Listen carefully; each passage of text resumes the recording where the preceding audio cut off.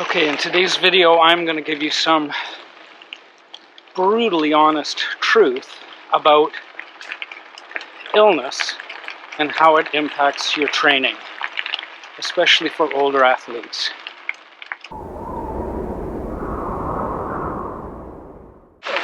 Okay, so the standard rule is if it's above the neck, if you only have a head cold, your sinuses are a little blocked up, you're okay to train. You might want to curtail your training, cut back on duration and the intensity of your training, but you should be okay to train. If your illness is below the neck,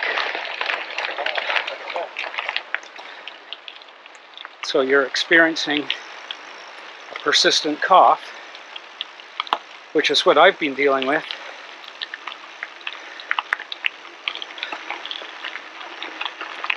the standard advice is to stop training. And that includes if you have a fever. You need to remain off the bike for several days until your symptoms have dissipated. So I've had this persistent cough now for several weeks.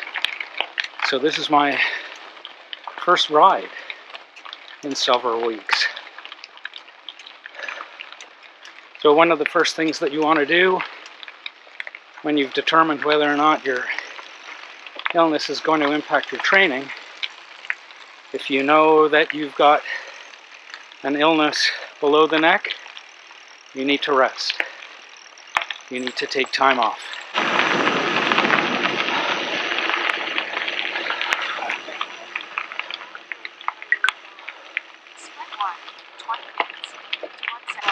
You need to put your feet up and stop worrying. We have TransRockies Gravel Royale at the end of August, and as I say, I have not ridden my bike in many weeks now. But because of this cough, I know I have to take the time off. The other thing you need to do is make sure you're drinking. Stay hydrated. Even though you're not exercising, you need to be getting fluid into your body to flush the system, keep you healthy.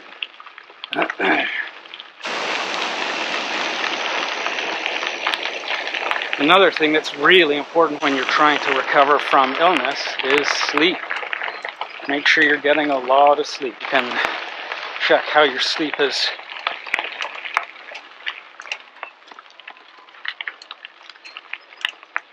with your Apple Watch and a variety of other smart devices. I think another good piece of advice is to make sure you're getting a good, healthy diet. And maybe because you've cut back on your training, you might want to just cut back on the calories as well. Maybe have one slice of pizza for lunch rather than two. When all of your symptoms have disappeared with an upper respiratory tract infection like I've had, you want to wait a couple of days before you start exercising. And you want to start exercising gradually, which is what I'm doing today. We're out here for maybe a 30-minute ride around Lost Lake, and we are going easy, zone 1. I know it's easy to get caught up, and if you've got a big event closing in, you want to get back out there and start hammering, and it's easy to do that when you're in your 20s, but for older athletes, taking the time off, making sure you're fully recovered is the best thing to do. Of course, if your symptoms persist, go and see a doctor. Okay, so if you found that video helpful, you got something out of it, please give it a thumbs up. Consider subscribing to the channel. And until we ride again, take care.